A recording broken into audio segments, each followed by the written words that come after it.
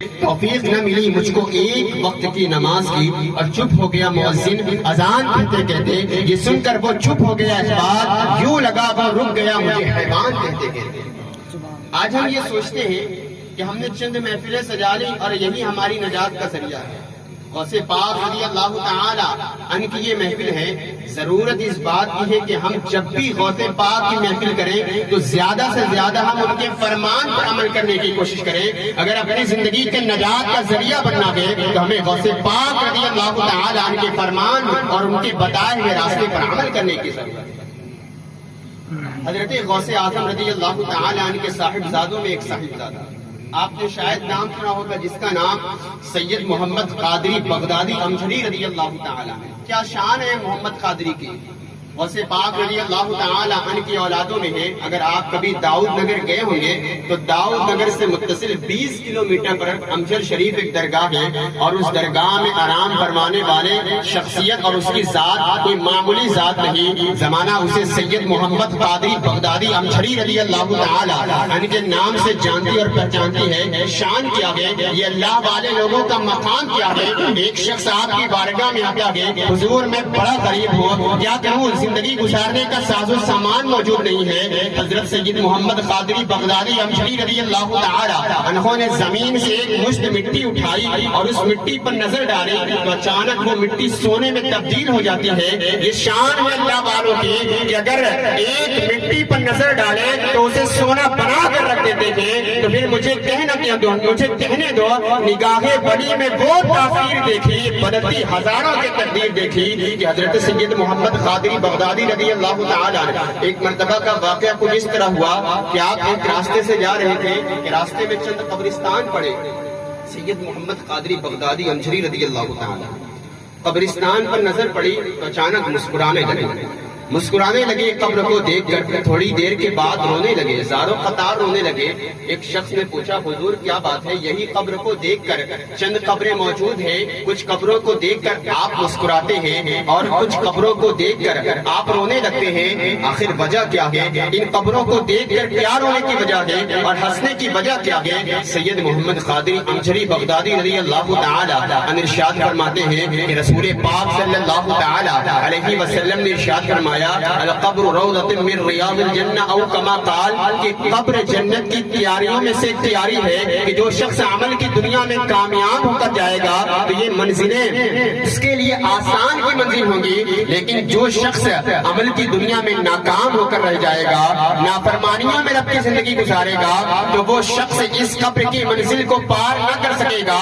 سید محمد قادری بغدادی رضی اللہ تعالی عنہ ارشاد فرماتے ہیں کہ میں اس قبر کے اندر دیکھ رہا ہوں، جو شخص پرسکون اطمینان میں یہاں موجود ہے تو اس کو دیکھ کر میں مسکراتا ہوں اور رب کا شکر ادا کرتا ہوں کہ اچھی بات ہے کہ یہ عمل کی دنیا میں کامیاب ہو کر آیا ہے اور یہ آج قبر کے اندر چین و سکون کی زندگی گزار رہا ہے۔ اور کچھ قبروں کو دیکھ کر میں رو اس وجہ سے رہا ہوں کہ جب میں ان کی قبروں کو اندر دیکھ رہا ہوں تو ان کے اندر عذاب کو ملاحظہ کر رہا ہوں، اس لیے کہ انہوں نے رب کی نافرمانی میں زندگی گزاری ہے اور آج یہاں اس منزل سے ناکام ہو کر رہ گئے ہیں۔ تو یہ اللہ والوں کی شان ہے کہ زمین کے اوپر رہ کر زمین کے اوپر دیکھتے ہیں، اور جب قبروں کی بات آتے ہیں تو قبروں کے اندر بھی دیکھتے ہیں۔ کون یاد کرے گا ہمیں اس دور خود غرضی میں؟ حالات ایسے ہیں کہ لوگوں کو خدا یاد نہیں اور ہم کون ہیں؟ کیا ہے با خدا یاد نہیں، اپنے اسلاف کی کوئی بھی ادا یاد نہیں ہے، اگر یاد تو کافر کے ترانے ہی بس ہے، اگر نہیں یاد تو مسجد کی صدا یاد نہیں۔ بنت حوا کو نچاتے ہیں سر عام محفل میں، کتنے سنگ دل ہیں کہ رسم حیا یاد نہیں۔ آج اپنی ذلت کا سبب یہی ہے، شاید سب کچھ یاد ہے مگر خدا یاد ہے۔ آج عمل کی دنیا میں ہم اس قدر ناکام رہے، حالانکہ رسول پاک صلی اللہ تعالی علیہ وسلم نے کیا ارشاد فرمایا۔ آج وجہ یہ ہے کہ آج ہم نے بشارتیں اتنی سنی کہ آج ہم عمل کی دنیا میں ناکام ہو کر رہ گئے۔ آج ہمارے اندر عمل کا جذبہ پیدا نہیں ہوتا اور بس ہم یہ سمجھتے رہے کہ ہم جو چاہیں کریں ہم جنت میں جائیں۔ رسول پاک صلی اللہ تعالی علیہ وسلم ارشاد فرماتے ہیں، یتبع المیت ثلاثہ فیرجع اثنان ویبقى معه واحد۔ اتبعوا اہلہ ومالہ وعملوا ویبقى عملہ او کما قال. اللہ کے رسول ارشاد فرماتے ہیں کہ ہر انسان کو تو موت آنی ہے، کس کو نہیں مرنا ہے؟ جو دنیا میں آیا ہے وہ ضرور موت کے گھاٹ اترے گا. رسول پاک ارشاد فرماتے ہیں کہ انسان اپنے بال بچوں کے لیے، اپنے اہل و عیال کے لیے، اپنے گھر والوں کے لیے خوب کماتا ہے، لیکن وہ تمیز نہیں کرتا کہ کون سا حلال کاروبار ہے، کون سا حرام کاروبار ہے. بس ایک دھن میں وہ کما رہا ہے. رسول پاک ارشاد فرماتے ہیں لیکن ایک وقت آتا ہے کہ وہ موت کے گھاٹ اٹھتا ہے، یعنی اس کی موت واقع ہوتی ہے. اور رسول پاک ارشاد فرماتے ہیں کہ ایک مرنے والا انسان تین چیزیں اپنے بعد چھوڑ جاتا ہے، تین چیزیں اپنے بعد چھوڑ جاتا ہے، اور دو چیزیں اس کی اسی دنیا میں رہ جاتی ہیں اور ایک چیز اس کے ساتھ جاتی ہے. رسول پاک ارشاد فرماتے ہیں کہ وہ دو چیزیں کیا ہیں جو اس کی اسی دنیا میں رہ جاتی ہے؟ اللہ کے رسول نے ارشاد فرمایا وہ دو چیزیں اس کی دولت ہے اور دوسری چیز اس کے بال بچے ہیں. اس کو وہ دنیا میں چھوڑ جاتا ہے، یعنی جس چیز کو کمانے کے لیے اس نے اپنی پوری زندگی وقف کر رکھی تھی وہ دنیا میں رہ گئی. اور رسول ارشاد فرماتے ہیں ایک چیز اس کے ساتھ جانے والی ہے، یا یہ کہا جائے ایک چیز اس کے کام آنے والی ہے، اور وہ اس کا اپنا عمل ہے. وہی عمل اس کے کام آنے والا ہے، باقی کوئی چیز اس کے کام آنے والی نہیں. آج ہم یہ سمجھ رہے ہیں کہ ہم نے غوث پاک رضی اللہ تعالیٰ عنہ کی میلاد کی محفل سجائی اور ان کی 11ویں کی محفل سجائی اور ہمیں عمل کی کوئی ضرورت نہیں. غوث پاک رضی اللہ تعالیٰ عنہ کے فرامین کو آپ اٹھا کر دیکھیں کہ ایک سچ بولنے کی وجہ سے ڈکیتوں کو بدل دیا اور ان کا دل تبدیل ہوا اور وہ کلمہ بمشرف با اسلام ہو گیا. کس وجہ سے؟ سچ بولنے کی وجہ سے. آج اندازہ اس بات کا ہوتا ہے کہ سچ ہماری زبان سے کبھی کبھی نکلتا ہے، ہر لمحہ تو ہماری زبان سے جھوٹ نکلتا ہے. اور نوجوان کا حال یہ ہے کہ گالی جیسے ان کی عادت پڑ گئی ہے کہ ہر بات میں ان کی زبان سے گالی نکلتی ہے. آج اتنا ضمیر ہمارا مردہ ہو گیا. ایک شخص حضرت سیدنا غوث پاک رضی اللہ تعالی عنہ کی خدمت میں حاضر ہوا، عرض کرتا ہے حضور کاروبار میرا بہت اعلیٰ تھا، بہت اونچے مقام پر تھا، اچانک ٹھپ ہو گیا، برباد ہو کر گیا. آج میرا حال یہ ہے کہ میں پیسوں کا محتاج ہوں، یعنی اس قدر کاروبار سے میں بکھر گیا. غوث پاک رضی اللہ تعالی عنہ کی خدمت میں اس نے شکایت کر ارشاد فرمایا کہ حضور مجھے کچھ تعویذات، کچھ ایسا عمل بتائیں کہ میں اس عمل کی پابندی کروں، یا کچھ ایسی تعویذات مجھے دوں کہ میں اس تعویذات کو اپنے گھر میں لٹکا دوں تاکہ میرے گھر میں خیر و برکت آ جائے. غوث پاک رضی اللہ تعالی عنہ نے ایک کام اس کو کرنے کو کہا اور ارشاد فرمایا کہ تو جا کر اپنے گھر کے دروازے پر ایک پردہ لگا دے، ایک پردہ اپنے گھر کے دروازے پر ڈال لے. تو شخص آنے والا مرید بہت زیادہ حیران ہوا، تعجب میں پڑا. یار میں یہ سمجھ رہا تھا کہ حضرت میرے پیر و مرشد مجھے کچھ تعویذات یا بہت زیادہ نوافل پڑھنے کی اجازت دیں گے، یا مجھے کچھ بہت زیادہ عمل بتائیں گے کہ مجھے رات بھر جاگنا پڑے گا کہ جس کی وجہ سے خیر و برکت آئے گی. یار یہ کیا بات ہوئی کہ بس ایک پردہ، ایک کپڑا میرے گھر کے دروازے پر لٹکانے کو کہا. آخر ماجرا کیا ہے؟ وہ شخص گھر آیا اور اسی تعجب میں پڑا رہا، لیکن سوچا مرشد نے بتایا کہ لاؤ اس کو کر دیکھنا. وہ اٹھا اور اس نے اپنے گھر کے دروازے پر ایک پردہ، ایک کپڑا ڈال دیا.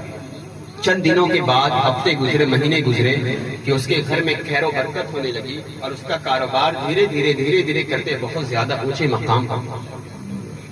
کئی مہینے کے بعد اسے مرشد کی وہ بات یاد آئی کہ جب تک پردہ دروازے پر نہیں ڈالا تھا تب تک گھر میں خیر و برکت نہیں تھی، لیکن پردہ ڈالنے کے بعد مرشد نے جیسا کہا تھا پردہ ڈال دیا، اس کے بعد خیر و برکت ہو گئی.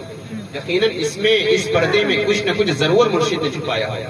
چند تحائف اور تحفے لے کر غوث پاک رضی اللہ تعالی عنہ کی خدمت میں حاضر ہوا کہ حضور مجھے اس راز سے واقف کرے، مجھے یہ راز بتائے کہ آپ نے اس پردے میں ایسا کیا کیا ہے، اس پردے میں ایسی کون سی تعویذات چھپائے ہیں، اس پردے میں آخر آپ نے کون سا عمل کیا ہے کہ اس پردے کی وجہ سے میرے گھر میں خیر و برکت آ گئی. بہت زیادہ اس نے اصرار کیا تو غوث پاک رضی اللہ تعالی عنہ نے جواب دیا تو دل کی گہرائیوں سے آپ سوچیں. غوث پاک رضی اللہ تعالی عنہ نے ارشاد فرمایا کہ نوجوان میں نے نہ ہی تو اس پردے میں کوئی تعویذ چھپائی اور نہ ہی اس پردے پر کوئی عمل کیا.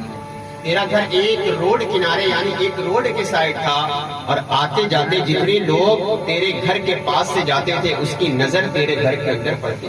اور ایک دن ایسا ہوا کہ ایک بے نمازی کی نظر تیرے گھر کے اندر پڑی تو تیرے گھر سے برکت اڑ جائے. اسی وجہ سے میں نے کہا کہ تو اپنے گھر کے دروازے پر ایک پردہ ڈال لے تاکہ اب کوئی شخص گزرے گا تو اس کی نظر پڑے گی تو پردے پر پڑے گی, اب گھر کے اندر نہیں پڑے گی. تو اب جتنے بے نمازی وہاں سے گزرتے رہے تو جب وہ نظر ڈالتا تو پردے کے اوپر سے اس کی نظر واپس چلی جاتی, اس کی نظر اب گھر کے اندر نہیں جاتی. اسی وجہ سے تیرے اندر خیر و برکت نازل ہوئی اور آج تیرا کاروبار اس مقام پر پہنچا ہوا ہے.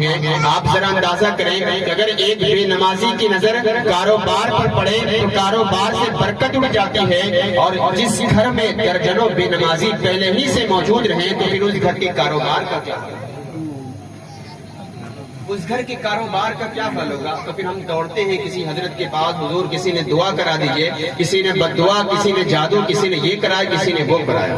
یقیناً اللہ کی بارگاہ میں پہلے ہم سجدہ ریز تو ہوئے, اللہ سبحانہ و تعالیٰ کی بارگاہ میں قریب تو ہوئے پہلے. آج ہم اتنے زیادہ بے نمازی اور اتنے زیادہ بے عمل ہو گئے.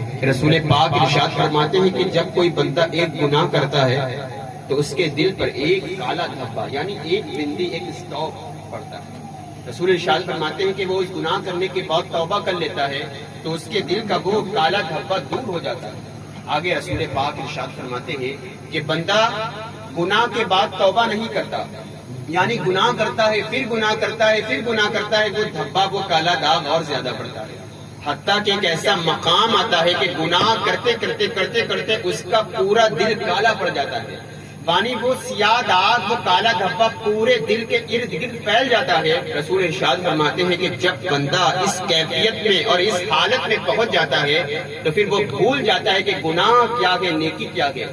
گناہ اور نیکی کے درمیان وہ امتیاز بھول بیٹھتا ہے کہ کون سا کام گناہ کا ہے, کون سا کام نیکی کا ہے. گناہ اور نیکی کے درمیان وہ فرق کرنا بھول جاتا ہے. یہی وجہ ہے کہ آج ہمارا ضمیر اتنا مردہ ہو گیا ہے, ہمارا دل اتنا کالا پڑ گیا ہے کہ ہمیں اچھی بات بھی سمجھ نہیں آتی, ہم عمل کے میدان میں آنے کے تیار نہیں ہوتے. اس کی حقیقت کی وجہ یہ ہے کہ آج ہمارا دل کالا ہو. اگر دل کو روشن کرنا ہے تو ہمیں اپنی رب کی بارگاہ میں سچی توبہ کرنی ہے. اب اولیاء کرام کی سیرت کو اٹھا کر پڑھیں. آج ہم نے صرف کرامتیں پڑھی لیکن اولیاء کرام کے حالات اور ان کے عمل نہیں پڑھے. آج ہم کرامتوں کو سن کر ہم مطمئن ہو گئے لیکن فرامین پر کون عمل کرے گا. صحابہ کرام رضوان اللہ تعالی اجمعین کی زندگی کا آپ جائزہ لیں. آخری واقعہ پیش کر کے میں اپنی گفتگو تمام کر دینا چاہوں گا کیونکہ بہت طویل گفتگو کرنے سے کوئی فائدہ نہیں ہے. گفتگو تھوڑی ہو اور عمل زیادہ ہو, یہی میں ہم انشاءاللہ کامیاب ہوں گے. آخری واقعہ میں پیش کر کے اپنی گفتگو تمام کر دینا چاہوں گا. دل کی گہرائیوں سے سنیں. حجۃ الوداع کا نام آپ نے سنا ہوگا. رسول پاک صلی اللہ تعالی علیہ وسلم نے حجۃ الوداع کے موقع پر صحابہ کرام رضوان اللہ تعالی علیہم اجمعین کے درمیان اعلان فرمایا کہ جو شخص میرے ساتھ حج کرنے کے لیے آنا چاہتا ہے تو وہ میرے قریب آ جائے, میرے ساتھ چلے. رسول پاک کے اس اعلان پر آپ جانتے ہیں کہ 1,20,000 صحابہ کرام تقریباً کم و بیش جمع ہو گئے. 1,20,000 صحابہ کرام نے حضور کی قیادت میں حج فرمایا. رسول پاک صلی اللہ تعالی علیہ وسلم جب حج کے فرائض سے اور صحابہ کرام حج کے فرائض سے فارغ ہو گئے تو رسول پاک صلی اللہ تعالی علیہ وسلم نے آخری ایک خطبہ دیا. رسول پاک صلی اللہ تعالی علیہ وسلم کی زندگی کا وہ آخری خطبہ تھا, اور اسی ایک خطبے میں وہ خطبہ ایسا خطبہ تھا, وہ خطبہ اور آج بھی ایسا خطبہ ہے کہ صبح قیامت تک وہ ایک قانون ہے, اسلام کے لیے ایک دستور حیات ہے. اسی ایک خطبے میں رسول پاک نے بچوں کے حقوق بیان فرمائے, اسی خطبوں میں رسول نے پڑوسیوں کے حقوق بیان فرمائے, اسی خطبوں میں بچوں کے اور عورتوں کے اور ازواج کے, ماں باپ کے دیگر تمام معاملات ایک خطبے میں تلقین فرمائی, اور رسول پاک نے حرام مال سے بچنے کی تلقین فرمائی. یعنی ایک خطبے میں رسول پاک صلی اللہ تعالی علیہ وسلم نے تمام چیزوں کو بیان فرما دیا. اور آخری بات رسول پاک صلی اللہ تعالی علیہ وسلم نے ارشاد فرمائی کہ اللہ کا پیغام اس کے بندے کے قریب اور اس کے پاس آ گیا ہے. اللہ سبحانہ و تعالیٰ کہ اس بندے کے پاس جو پیغام آیا ہے وہ پیغام یہ ہے, اللہ کہتا ہے اے میرے بندے اگر تو میرے پاس میرے قریب آنا چاہتا ہے تو تجھے اجازت دیتا ہوں, اور اگر تو ابھی دنیا ہی میں رہنا چاہتا ہے تو تیرے لیے اجازت ہے. اور اللہ کے اس بندے نے اپنے رب کے پاس جانے کو یہ منظور منظور کر لیا ہے، یعنی اللہ کے اس بندے نے اپنے رب کے قریب اور اپنے رب کے پاس جانے کے لیے تیار ہو گیا ہے۔ یہ بات سن کر محفل پر ایک سناٹا اور ایک سنسان سنسنی چھائی ہے۔ جو بات کوئی سمجھ نہ پایا وہ بات حضرت ابو بکر صدیق رضی اللہ تعالی عنہ سمجھ گئے اور زارو قطار رونے لگے، اور رونے روتے سمجھ گئے اور یہ کہنے پر مجبور ہو گئے کہ اللہ کا وہ بندہ کوئی اور نہیں بلکہ رسول پاک صلی اللہ تعالی علیہ وسلم کی ذات گرامی ہے، کہ رسول پاک صلی اللہ تعالی علیہ وسلم اب ہمارے درمیان ظاہری طور پر زیادہ دن نہیں رکیں گے، اور رسول پاک اپنی بات کر رہے ہیں کہ اب رسول پاک صلی اللہ تعالی علیہ وسلم اب ہم سے رخصت ہو جائیں گے۔ جب حج سے فارغ ہو کر رسول پاک صلی اللہ تعالی علیہ وسلم مدینے واپس آئے تو ربیع الاول اور محرم دیگر مہینے آیا، رسول پاک صلی اللہ تعالی علیہ وسلم کو شدید بخار لاحق ہوا۔ اللہ کے رسول صلی اللہ تعالی علیہ وسلم کو شدید بخار ہوا، یہاں تک کہ آپ جانتے ہیں کہ اللہ کے رسول صلی اللہ تعالی علیہ وسلم مسجد کیسے جاتے تھے؟ رسول پاک صلی اللہ تعالی علیہ وسلم بخار کی وجہ سے اس قدر کمزور ہو گئے تھے کہ اللہ کے رسول صلی اللہ تعالی علیہ وسلم اپنا ایک ہاتھ ایک صحابی کے کاندھے پر رکھتے، دوسرا ہاتھ دوسرے صحابی کے کاندھے پر رکھتے، اور اس طرح رسول پاک صلی اللہ تعالی علیہ وسلم دونوں صحابہ کے سہارے سے رسول پاک مسجد نبوی اور مصلی امامت پر جاتے، اور حتیٰ کہ صحابہ نے یہ بھی بیان کیا کہ جاتے جاتے رسول پاک کا پنجہ زمین میں گھسٹ رہا تھا، یعنی اتنے نحیف اور اتنے کمزور ہو گئے تھے کہ اس طرح رسول پاک صحابہ کے سہارے سے امامت مصلی امامت پر تشریف فرما ہوتے۔ آپ اندازہ کریں کہ آج تو اسی وجہ سے ہم نمازوں سے ایسے ہی دور ہیں، اور اگر کوئی بندہ نماز پڑھتا ہے تو اگر ذرا سا کمزور ہو جائے تو مسجد آنے کے لیے تیار نہیں ہوتا۔ آپ ذرا اندازہ کریں کہ رسول پاک صلی اللہ تعالی علیہ وسلم کو نمازوں کے لیے کیا ضرورت تھی۔ اللہ کے رسول صلی اللہ تعالی علیہ وسلم تو خود معصوم ہے، اور معصومین یعنی امام الانبیاء ہیں، لیکن یہ امت کی تعلیم کے لیے تھا کہ رسول پاک صلی اللہ تعالی علیہ وسلم اس بات کا پیغام دے رہے تھے کہ نماز کو ہلکا نہ سمجھنا، نمازی تو افضل عبادت ہے کہ جس کے ذریعے بندہ اللہ سے قریب ہوتا ہے۔ صحابہ کرام رضوان اللہ تعالی علیہ مجمعین کے سہارے تھے، حضور مصلی امامت پر آتے، یہاں تک کہ کچھ دن ایسا بھی ہوا کہ اللہ کے رسول صلی اللہ تعالی علیہ وسلم اپنے حجرہ مبارکہ میں تشریف فرما رہے، اور حضرت ابو بکر صدیق رضی اللہ تعالی عنہ نے بھی حضور کی موجودگی نماز مصلی امامت پر نمازیں ادا کی۔ خیر میں اس طرف نہیں جاتا، آخری بات پیش کرتا ہوں کہ جب رسول پاک صلی اللہ تعالی علیہ وسلم کو بخار اور زیادہ شدید ہو گیا، مورخین نے اس پر بڑے اقوال لکھے ہیں، اور 12 یا 13 اور کئی اقوال ہیں کہ وہ دن تھا کہ جب رسول پاک صلی اللہ تعالی علیہ وسلم اس درمیان ہمارے درمیان سے رخصت ہو گئے۔ واقعہ کچھ اس طرح ہے کہ اللہ کے رسول صلی اللہ تعالی علیہ وسلم حجرہ عائشہ میں تشریف فرما گئے، اور رسول پاک کا یہ سر حضرت عائشہ صدیقہ رضی اللہ تعالی عنہ کے رانوں پر موجود ہے۔ اللہ کے رسول صلی اللہ تعالی علیہ وسلم سے حضرت اماں جان عائشہ صدیقہ رضی اللہ تعالی عنہ گفتگو کر رہی ہیں کہ یہاں تک کہ رسول پاک صلی اللہ تعالی علیہ وسلم کے اوپر بار بار غشی طاری ہوتی ہے، بار بار رسول پاک صلی اللہ تعالی علیہ وسلم بے ہوش ہو جاتے ہیں، اور بار بار مسواک طلب کرتے ہیں، اور بار بار آپ کے اوپر پانی کی چھینٹی ڈالے جاتے ہیں، اور بار بار رسول پاک مسواک کرتے، اور اماں جان عائشہ صدیقہ رضی اللہ تعالی عنہ سے گفتگو کر رہے تھے کہ اچانک دروازے پر کسی نے دستک دی۔ اماں جان عائشہ صدیقہ رضی اللہ تعالی عنہ ارشاد فرماتی ہیں کہ رسول پاک صلی اللہ تعالی علیہ وسلم ابھی آرام کر رہے ہیں، ابھی تمہیں اندر آنے کی اجازت نہیں ہے۔ اللہ کے رسول صلی اللہ تعالی علیہ وسلم نے ارشاد فرمایا، اے عائشہ، اندر آنے والا کوئی انسان نہیں ہے، اندر آنے والا کوئی بشر نہیں ہے، بلکہ وہ موت کا فرشتہ ملک الموت ہے، اسرائیل ہے، جو مجھ سے آنے کی اجازت طلب کرتا ہے۔ ازل سے لے کر صبح قیامت تک اس نے نہ کسی سے اجازت لی ہے، اور نہ صبح قیامت تک وہ کسی سے آنے کی اجازت دے گا۔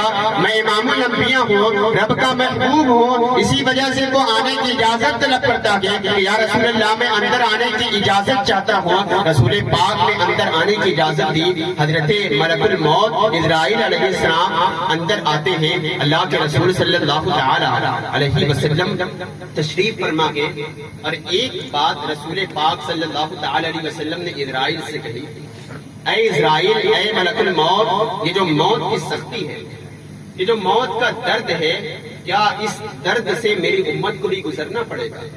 آپ ذرا اندازہ کریں اگر کسی کے نزا کے وقت کے قریب آپ پہنچے ہوں گے تو یہ ایسا بھیانک درد اور شدید وقت ہوتا ہے کہ بندہ اس نزا کے عالم میں اپنا نام تک بھول جاتا ہے.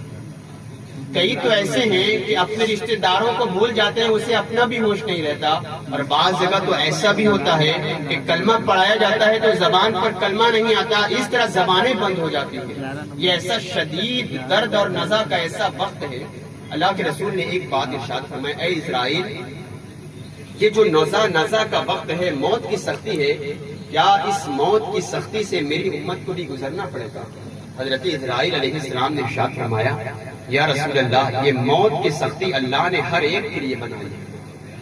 یہ سختی اور یہ درد ہر ایک کو سہنا پڑے گا.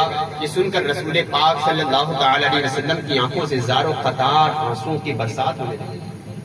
آپ ذرا اندازہ کریں کہ جس نزا کے وقت میں انسان کو اپنا ہوش نہیں رہتا, رسول پاک ہم سے کتنی محبت کرتے ہیں. اگر پوچھا تو اپنے اہل و عیال, اپنے صحابہ کے بارے میں نہیں پوچھا بلکہ اپنی امت کے بارے میں پوچھا کہ اسرائیل یہ جو موت کی سختی ہے کیا اس سے ہر ایک کو پار کرنا پڑے گا؟ اسرائیل علیہ السلام نے کہا یہ ہر ایک کے لیے ہے. اللہ سبحانہ و تعالیٰ کی بارگاہ میں رسول پاک نے دعا کے لیے ہاتھ اٹھائے ہیں, مولا موت کی سختی میری امت کیسے پار کرے گی؟ اس سختی کو, اس درد کو میری امت کیسے گزارے گی, کیسے پار کرے گی؟ اللہ کے رسول صلی اللہ تعالی علیہ وسلم کے اس مایوسی کے عالم کو دیکھ کر اللہ سبحانہ و تعالی کب اپنے محبوب کے رونے کو گوارا کرتا, کب اپنے محبوب کو مایوس ہونے دیتا. اللہ سبحانہ و تعالیٰ نے بشارت سنائی, ارشاد فرمایا, اے محبوب آپ غم نہ کریں, آپ کی امت, آپ اپنی امت کو یہ بشارت سنا دیں کہ اگر آپ کی امت میں کوئی شخص ہر فرض نماز کے بعد اگر ایک مرتبہ آیت الکرسی پڑھ لیتا ہے, اللہ کہتا ہے وہ بندہ دنیا کے کسی کونے میں رہے, اللہ سبحانہ و تعالیٰ اپنی شان کے مطابق اپنے ہاتھ سے اس کی روح قبض فرمائے گا. سبحان اللہ. امت کو یہ بشارت سنا دی. رسول پاک صلی اللہ تعالی علیہ وسلم نے یہ بشارتیں سنائی, بندہ آیت الکرسی پڑھے گا کب؟ جب نمازیں پڑھے گا. نمازی جب پڑھے گا تب تو آیت الکرسی پڑھے گا.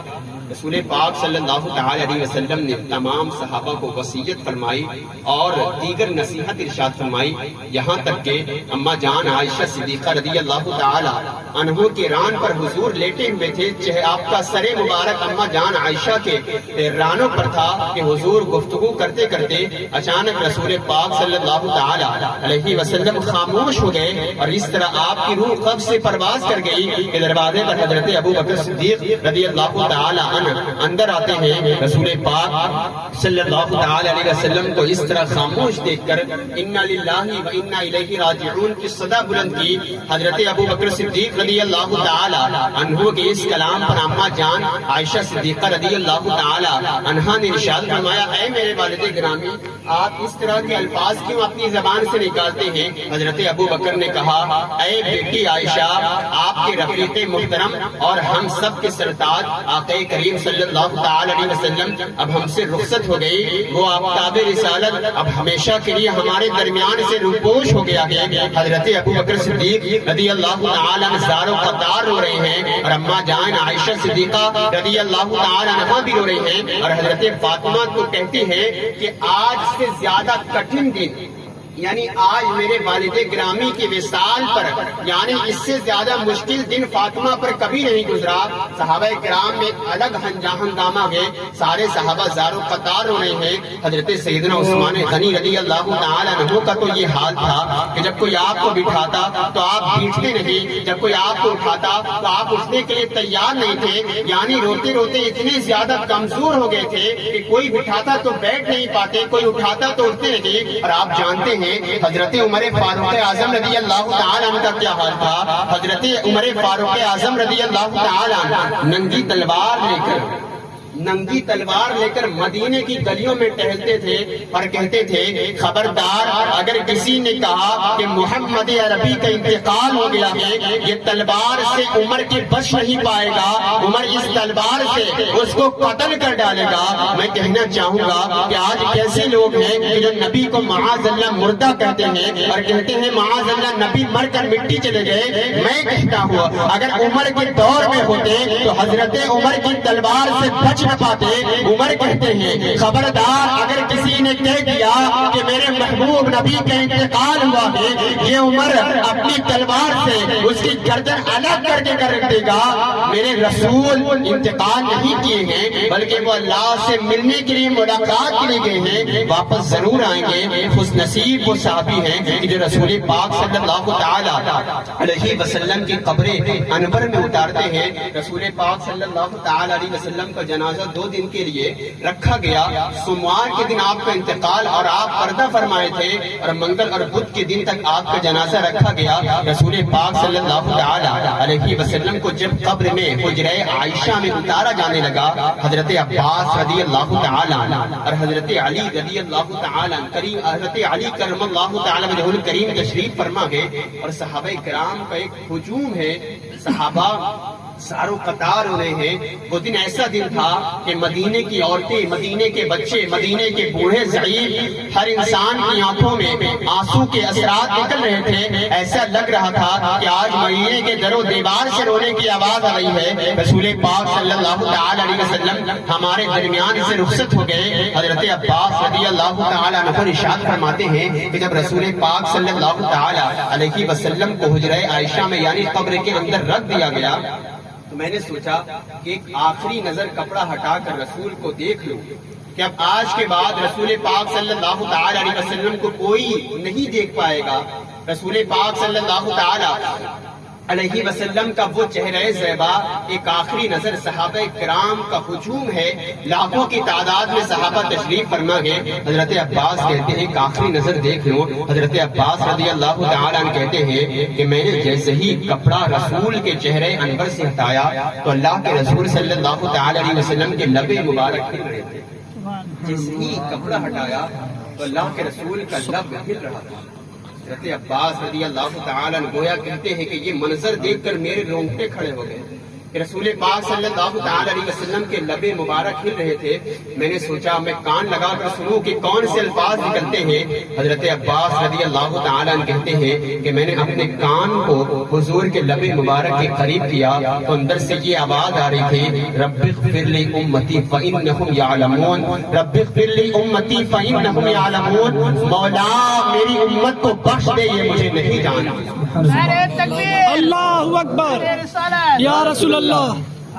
جس رسول نے ہم سے اتنی محبت فرمائی، جس رسول نے ہم تک اسلام کی پیغام پہنچانے کے لیے اتنے پتھر کھائے، جس رسول نے طائف کی بستی میں اتنے لہو لہان ہوئے کہ آج ہم تک اسلام پہنچ جائیں، ہم جہنم کی آگ سے بچ جائیں، اور افسوس اس بات کا ہے کہ آج ہم نے اسی رسول کی تعلیمات کو اپنے پیٹھ کے پیچھے پھینک دیا، اور آج کے معاذ اللہ ایکٹروں کے، فٹ بالروں کے کردار کو ہم نے سینے سے لگایا ہوا ہے۔ مجھے اس بات میں کہنے کے لیے کوئی افسوس نہیں ہوتا کہ آج افسوس اس بات کا ہے کہ آج ہم نے اس رسول کے کردار کو اپنے پیٹھ کے پیچھے پھینکا ہے، اور ان شیطانوں کے کردار کو ہم نے سینے سے لگایا۔ اور آج تو ہمارا یہ حال ہے کہ اگر کوئی ایکٹر پھٹی پینٹ پہنتا ہے تو آج کا نوجوان پھٹی پینٹ پہن کر گھوم رہا ہے، جبکہ پھٹی پینٹ پہننے میں نحوست ہے اور پیبند لگے کپڑے پہننے میں برکت ہے، اس میں سنت کریمہ ہے۔ لیکن آج ہم کسی کو پھٹی پینٹ پہنتا دیکھتے ہیں تو پھٹی پینٹ پہن کر نوجوان گھوم رہا ہے، اگر کوئی کان میں باریاں پہنتا ہے تو نوجوان کان میں باریاں پہن کر گھوم رہا ہے۔ اس طرح کے کردار کو ہم اپنا ہوئے ہیں، اور ہم رسول پاک کے کردار کو ہم نے پیٹھ کے پیچھے پھینکا ہے۔ یقیناً آج ہم جو پسپا ہیں تو ہم نے رسول کے کردار کو اپنے پیٹھ کے پیچھے پھینکنے کی وجہ سے۔ کس وجہ سے ہم ان کے فین ہیں؟ ہم سوچتے ہیں کہ یہ اتنا اچھا چلتا ہے، یہ اتنا اچھا بیٹھتا ہے، اس کی آواز کتنی اچھی ہے۔ اور میں بتاتا ہوں کہ رسول پاک صلی اللہ تعالی علیہ وسلم کے کردار کو آپ دیکھیں، کہ رسول پاک صلی اللہ تعالی علیہ وسلم کی ادا کو دیکھیں، آپ ان کی ادا کو دیکھ کر ان پر قربان ہوتے ہیں، ان پر فدا ہوتے ہیں، ان کے فالوورز بنتے ہیں۔ آؤ میں بتاتا ہوں، اگر ادا دیکھتے ہیں رسول پاک کی ادا دیکھو، جب مسکرا دے تو اندھیرے میں اجالا ہو جائے۔ اگر ادا دیکھتے ہیں تو رسول کی ادا دیکھو، جب بولے تو منہ سے نور نکلتا ہے۔ اگر ادا دیکھتے ہیں تو رسول پاک کی ادا دیکھو، جب چلے تو پتھر آپ کو سلام کرے۔ اگر ادا دیکھتے ہیں تو رسول رسول کی ادا دیکھو، جب اشارہ کرے تو چاند ٹکڑے ہو جائے. اگر ادا دیکھنی ہے تو رسول پاک کی ادا دیکھو کہ لعاب دہن قتادہ کی آنکھ میں ڈالے تو اندھی آنکھ صحیح ہو جائے. اگر ادا دیکھنی ہے تو رسول پاک کی ادا دیکھو کہ اگر لعاب دہن ابو بکر کے پاؤں پر لگائے تو زہر کے اثرات ختم ہو جائے. اگر ادا دیکھنی ہے تو رسول پاک کی ادا دیکھو کہ اگر لعاب دہن کھارے پانی میں ڈالے تو پانی میٹھا ہو جائے.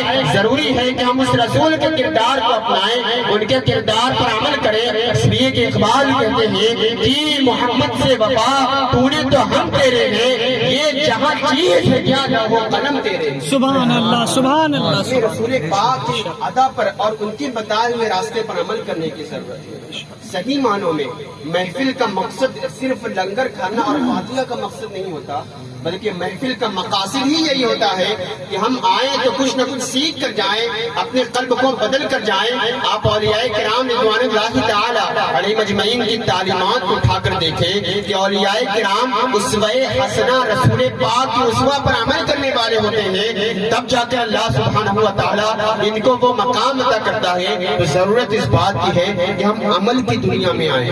آج ہر انسان کو اپنا حساب دینا، کوئی کسی کے پاس نہیں آئے گا. تو ضرورت اس بات کی ہر انسان کو اپنا حساب دینا ہے، ہر انسان کو اللہ کی بارگاہ میں جواب دہ ہونا ہے. اس ضرورت اس بات کی ہم اپنے دل کی گہرائیوں سے سوچیں اور اپنے دل کو بدلنے کی کوشش کریں اور اللہ کی بارگاہ میں سچی توبہ کریں اور ایک نئی زندگی گزارنے کی شروعات کریں. کیونکہ اب فقط شور مچانے سے کچھ نہیں ہوگا، صرف ہونٹوں کو ہلانے سے نہیں کچھ ہوگا. زندگی کے لیے بے موت ہی مرتے کیوں ہو، اہل ایمان ہو تو شیطان سے ڈرتے کیوں ہو. سارے غم سارے گلے شکوے بھلا کے اٹھو، دشمنی جو بھی ہے آپس میں بھلا کے اٹھو.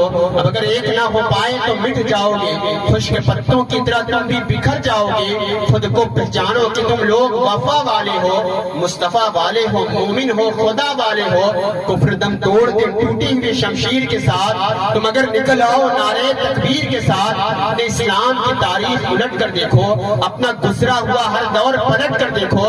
تم تو پہاڑوں کا جگر چاک کیا کر دیتے تھے، تم تو دریاؤں کا رخ موڑ دیا کرتے تھے. کوئی عبادت کی چاہت میں رویا، کوئی عبادت کی راحت میں رویا. عجیب ہے یہ نماز محبت کا سلسلہ اقبال، کوئی ادا کر کے رویا، کوئی قضا کر کے رویا. اللہ سبحانہ و تعالی ہمیں کہنے اور سننے سے زیادہ عمل کی توفیق عطا فرمائے. امین.